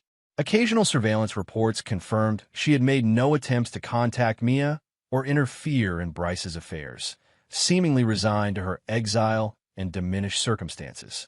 Harold Lancaster had died 18 months after his second stroke, with Patricia following 6 months later, her health having deteriorated rapidly after her husband's passing. Their remaining assets had been liquidated to cover outstanding debts, leaving nothing for potential heirs. The scars of betrayal had faded, but not disappeared entirely. Bryce maintained his vigilance, never fully trusting, always evaluating potential threats with cold precision. But he had found a new equilibrium, a life centered around Mia's well-being and the continued growth of his company. On a crisp autumn morning, Bryce sat in his home office reviewing acquisition proposals when his secure line rang. Vincent's direct number. "We have a situation," Vincent said without preamble. "There's been a breach at the Montana property. The hunting lodge." Bryce hadn't visited the Lancaster family property since the fateful weekend when Mia had revealed Lena's midnight burial. After the Lancasters' financial collapse, Bryce had quietly acquired the property through a shell company, maintaining minimal security there since it held no strategic value beyond unpleasant memories. What kind of breach? Local security firm detected unauthorized entry last night. 2 individuals, possibly 3. They spent approximately 40 minutes on the property, focusing their activity around a specific area. The oak tree with the swing, Bryce said immediately, the pieces clicking into place. "Correct. How did you know?" "Because that's where it started." "What did they take?" "Unknown." By the time security responded, they were gone. Camera footage shows a vehicle, but no clear images of the individuals. "I've dispatched a team to investigate. ETA, 3 hours. Bryce's mind raced through possibilities. "Check Lena's whereabouts." Immediately. 20 minutes later, Vincent called back. "She's gone. Hasn't been seen at her Sydney apartment in over a week. No credit card activity, no cell phone pings." "She's coming back," Bryce said, certainty hardening in his gut. "Whatever was buried there, she needs it. It wasn't just fabricated evidence against me. There was something else, something she's desperate enough to risk everything to retrieve. I'll escalate security protocols for you and Mia." "And Abigail?" "No." Bryce's decision was immediate. "We maintain normal operations, normal visibility. If Lena's watching, I want her to think we haven't detected the breach yet. This time, we let her come to us." Over the next 72 hours, Bryce orchestrated a carefully choreographed appearance of normality while mobilizing his resources behind the scenes. Security was enhanced, but made deliberately invisible. Surveillance systems were amplified, but disguised. Every approach to his home, office, and Mia's school was monitored through multiple redundant systems. On the 4th day, Vincent reported that the investigation team at the Montana property had found evidence of excavation around the oak tree, a hole approximately 3 feet deep, now empty. "Whatever was there, they have it now," Vincent concluded. "And now they'll make their move," Bryce replied. Increase surveillance on all transportation hubs within a 500-mile radius of our location. Focus on private airfields, charter services, high-end car rentals. Lena won't risk commercial travel now that she's violated the agreement. That evening, as Bryce helped Mia with her homework, his personal phone chimed with a text from an unknown number. A photograph of the metal lockbox he had reburied 3 years ago, now open to reveal its contents. Not the fabricated evidence he had found before, but something else entirely. Documents, photographs, what appeared to be a small recording device. A second text followed. Did you really think this was about money or the company? It was always about justice. Check your email. In his private email account, Bryce found a message with multiple attachments, scanned documents that made his blood run cold. Police reports, medical examinations, photographs of injuries, all concerning a woman named Catherine Mercer. Vincent Mercer. Catherine must be related, sister, wife, daughter. The documents detailed allegations of domestic abuse, stalking, and attempted murder dating back 15 years. A restraining order that had been granted but mysteriously vacated 2 weeks later. Hospital records documenting multiple injuries consistent with severe physical assault. And most damning of all, emails between Vincent and Bryce discussing how to handle the Catherine situation and ensure it never becomes public. Emails Bryce had never written or sent, but which had been expertly fabricated to appear genuine. A final attachment was a video file. With growing dread, Bryce opened it to see Lena sitting in what appeared to be a hotel room, looking directly into the camera. "By now you've seen the evidence," she began, her voice steady. "Vincent Mercer is not the loyal lieutenant you believe him to be. He's a monster who nearly killed his wife 15 years ago, then used his military connections to bury the evidence and intimidate her into silence. When Catherine finally found the courage to approach me last year, seeking help to expose him, I knew I'd found the key to understanding you, Bryce." Lena leaned closer to the camera. "You didn't build your empire alone. Vincent has been there from the beginning, handling your problems, eliminating obstacles, doing the dirty work while you kept your hands clean. Did you never wonder about his methods? Did you never question why people who oppose you sometimes simply disappeared from the playing field?" She held up a flash drive. "Everything is here. The original police reports, Catherine's testimony, evidence of Vincent's other victims, and evidence of your knowledge and complicity, which I've already duplicated and placed in secure locations with instructions for release if anything happens to me." Bryce's mind raced, evaluating this new information against years of experience with Vincent. There had been situations that resolved surprisingly in his favor, competitors who backed down unexpectedly, potential whistleblowers who suddenly recanted. He had never questioned Vincent's methods, focusing only on results. "I'm not interested in reconciliation or custody or your company anymore," Lena continued on screen. "I want justice for Catherine and the others. Vincent Mercer belongs in prison, and you need to understand that your empire is built on blood. You have 48 hours to turn Vincent over to the authorities with a full confession, or everything goes public, to law enforcement, to the media, to your government clients. Mia will grow up knowing exactly who her father is and what he permitted in his name." The video ended, leaving Bryce in stunned silence. For the first time in years, he felt the ground shifting beneath him, certainties crumbling. His secure line rang, Vincent's direct number. "We've got a hit on the surveillance net," Vincent reported, oblivious to Bryce's new knowledge. "Private charter arrived at Millwood Airfield 2 hours ago. Facial recognition picked up Lena and 2 unidentified individuals at a hotel 20 miles from here. Do we have eyes on the hotel?" Bryce kept his voice neutral, years of negotiation experience allowing him to mask the tumult of his thoughts. "Team in position, monitoring all exits. Orders." It was the moment of decision. If what Lena claimed was true, Vincent Mercer was not just an employee, but a violent criminal who had been acting as Bryce's enforcer, crossing lines Bryce had deliberately avoided exploring. If false, it was Lena's most sophisticated attempt yet to drive a wedge between Bryce and his most trusted ally. "Hold position. No engagement. I need to review some information first." Bryce ended the call before Vincent could question the unusual instruction. Over the next 6 hours, Bryce conducted his own investigation, using resources and contacts unknown to Vincent. What he discovered confirmed the worst. Catherine Mercer had indeed filed multiple police reports against her then-husband Vincent. Medical records documented escalating injuries over a 3-year period. And most damning, Catherine had vanished entirely from public records shortly after the restraining order was mysteriously vacated. No credit history, no employment records, no social media presence. As if she had ceased to exist. By dawn, Bryce had made his decision. He contacted Maxwell Brighton, instructing him to prepare documents detailing everything he had discovered about Vincent, with copies to be sent to specific law enforcement contacts in the event certain conditions were triggered. Then he called Vincent. "I need to meet. Alone. The boathouse at the estate, 1 hour." "Something wrong, boss?" Vincent's voice held a note of concern, or perhaps wariness. "Just a development we need to discuss privately." 1 hour. Bryce ended the call, his mind clear and focused despite the lack of sleep. The boathouse at the edge of Bryce's estate offered privacy and security, and strategic advantages Bryce had considered carefully.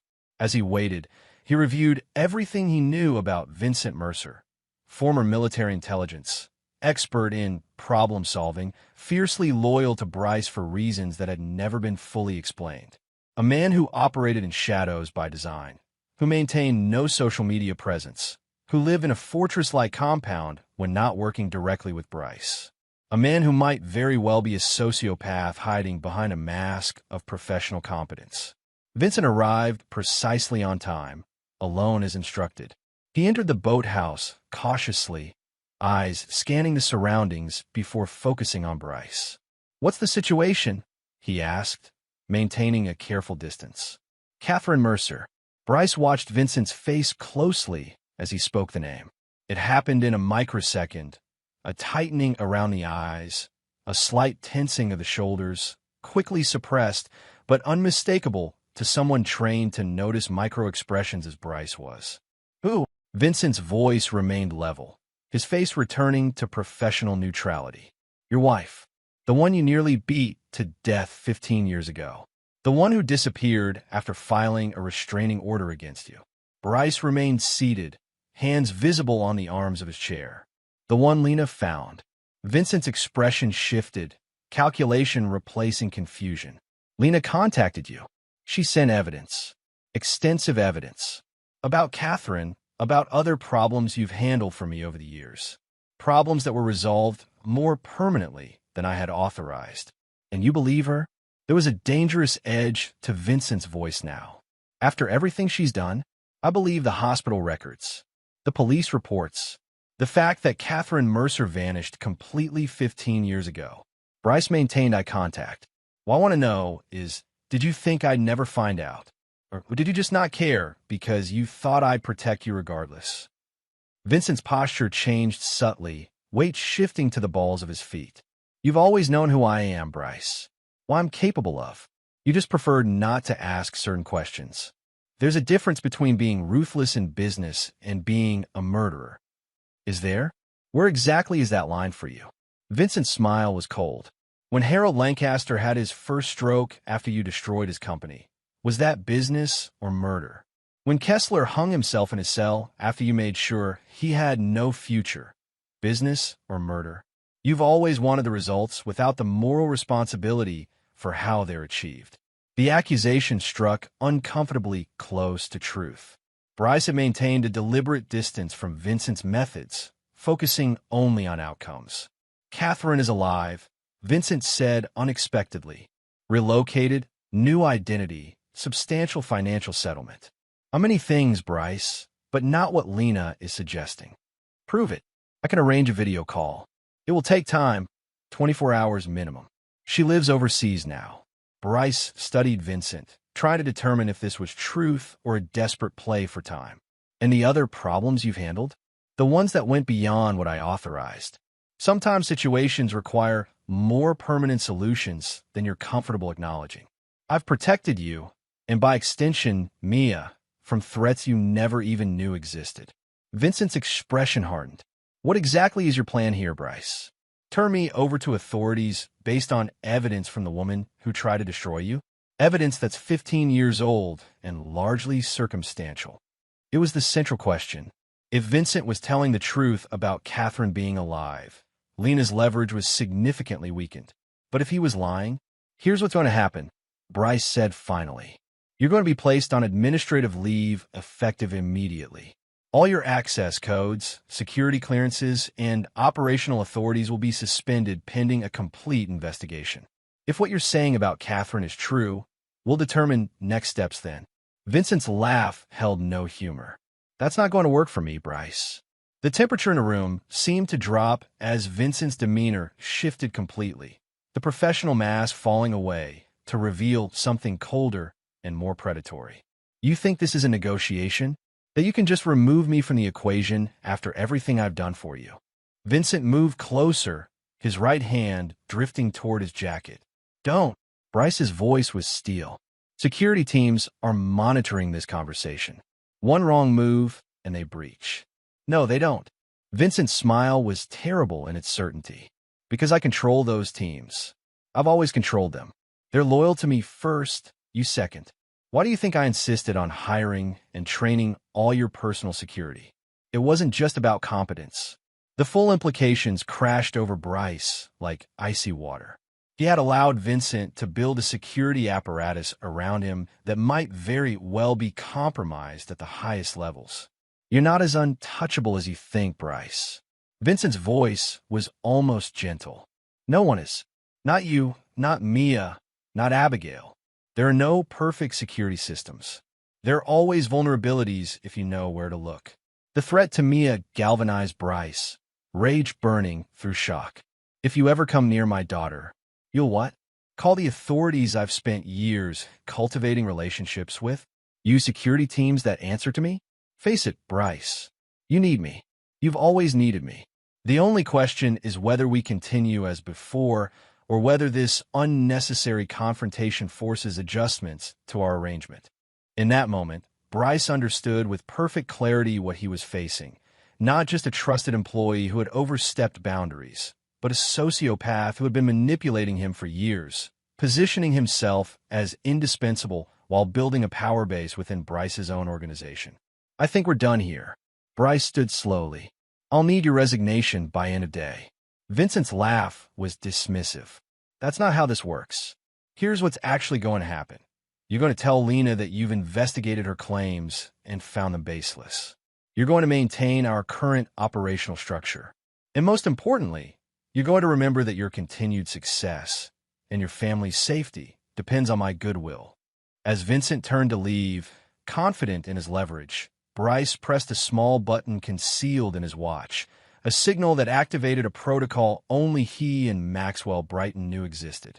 Throughout the estate, specialized security systems came online, overriding normal protocols and implementing lockdown procedures designed specifically for the scenario Bryce had never wanted to contemplate: internal betrayal at the highest level. Vincent froze at the sound of multiple doors locking simultaneously throughout the boathouse. What did you do? Something I prepared for, but hoped I'd never need. Bryce's voice was steady despite the adrenaline coursing through him. Protocol Judas. Complete override of all security systems, communication blackout for anyone not on the approved list, and immediate deployment of a secondary security team that you don't control because you don't know they exist. The door to the boathouse opened to admit 4 men in tactical gear, none of whom Vincent recognized. They positioned themselves strategically around the room, weapons not drawn, but clearly ready if needed. You think I didn't consider the possibility that someone in my organization might become a threat? Bryce asked quietly. Even you? Especially you, Vincent. Because you were always the most dangerous person in my orbit precisely because I trusted you the most. For the first time, uncertainty flickered across Vincent's face. This is a mistake, Bryce. Without me, without you, I'll rebuild. I've done it before. Bryce nodded to the tactical team. Mr. Mercer is being removed from the organization, effective immediately. Secure him. The team moved with practiced efficiency, restraining Vincent despite his resistance. The man's face contorted with a mixture of rage and disbelief. "This isn't over, Bryce," Vincent snarled. "You have no idea what I've done for you, what bodies I've buried. When it all comes out." "It won't," Bryce interrupted coldly. "Because unlike you, I don't leave loose ends." As Vincent was escorted out, Bryce activated his secure phone, one that operated on systems Vincent had never had access to, and called Maxwell Brighton. "Implement purge protocol immediately. Full spectrum." The instruction initiated a comprehensive cleansing of Bryce's organization, identifying and removing anyone whose primary loyalty might be to Vincent rather than to Donovan's security systems. Within hours, 14 employees across various divisions had been escorted from company properties. Systems were being audited, access codes changed, security protocols rewritten from the ground up. The vulnerability had been severe, but the response was proportional, swift, thorough, and merciless. As evening fell, Bryce received confirmation that Vincent was being held in a secure location pending transfer to federal authorities.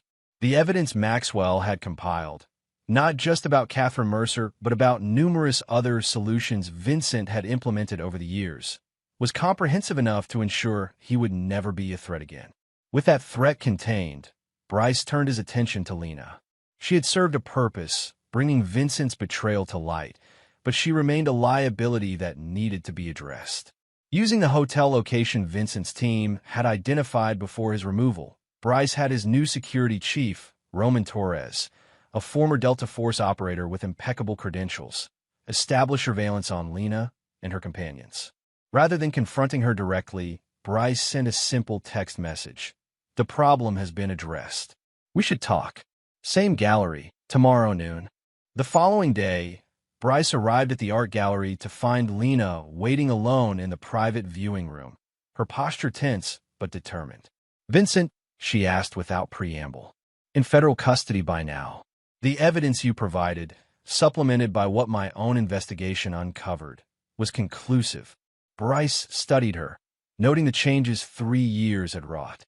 She was harder, more focused, but there was something else, a clarity of purpose that hadn't been there before. "Catherine Mercer, is she with you?" Lena nodded. "And her sister. They've been searching for evidence against Vincent for years. When Catherine approached me in Australia, I saw an opportunity to do something meaningful with what was left of my life. This wasn't about revenge against me. Not primarily, no." Lena's mouth curved in a humorless smile. "Though I won't pretend, I didn't enjoy watching you realize that your most trusted ally was a monster. There's a certain poetic justice there." Bryce absorbed this, reevaluating his understanding of the situation. "What happens now?" "Catherine testifies. Vincent goes to prison for a very long time. The other families whose lives he destroyed get closure." Lena's expression hardened. "And you face the consequences of employing a sociopath as your enforcer for 15 years. "I didn't know," Bryce said quietly. "You didn't want to know?" Lena corrected. "There's a difference. You built an empire using Vincent as your weapon, never questioning his methods, as long as you got results. That makes you complicit, Bryce." The accusation hit its mark, forcing Bryce to confront uncomfortable truths about the choices he had made and the willful blindness he had maintained regarding Vincent's activities. "What do you want?" he asked finally. "Justice for Catherine and the others. A substantial financial settlement for Vincent's victims. And your public acknowledgement of responsibility for the actions taken in your name." Lena's gaze was unflinching. "In return, the evidence suggesting your direct knowledge of Vincent's crimes stays buried." "Blackmail, Lena? After everything." "Justice, Bryce. After everything." She stood, gathering her coat. "You have 48 hours to decide. After that, Catherine goes public with everything, including the fabricated emails that implicate you directly. Your choice." As she moved to leave, Bryce called after her. "And Mia? Is she part of this negotiation too?" Lena paused at the door. "No. Whatever happened between us, I won't use her as leverage. She deserves better than either of us, frankly." Her expression softened momentarily. "Is she happy?" "Yes," Bryce answered honestly. "She's thriving." "Good." For a moment, Lena looked like she might say more, but instead she simply nodded and walked out. Back at his estate, Bryce convened an emergency meeting with his legal team, outlining the situation and the choices before him. The consensus was clear. Fighting the allegations would be costly, protracted, and damaging regardless of the outcome. The appearance of complicity, even if legally defensible, would devastate the company's government contracts and public standing. We recommend settlement and a carefully worded statement acknowledging organizational responsibility without admitting personal knowledge, Maxwell advised. It's the cleanest exit from a very messy situation. Bryce listened to their counsel, weighing options and potential outcomes with the same cold precision he applied to all business decisions. By morning, he had reached his decision. The settlement was substantial, $50 million distributed among identified victims of Vincent's activities, structured through a third-party foundation to insulate Bryce from direct involvement. The public statement acknowledged systematic failures of oversight within Donovan's security systems and a commitment to comprehensive reform of operational protocols.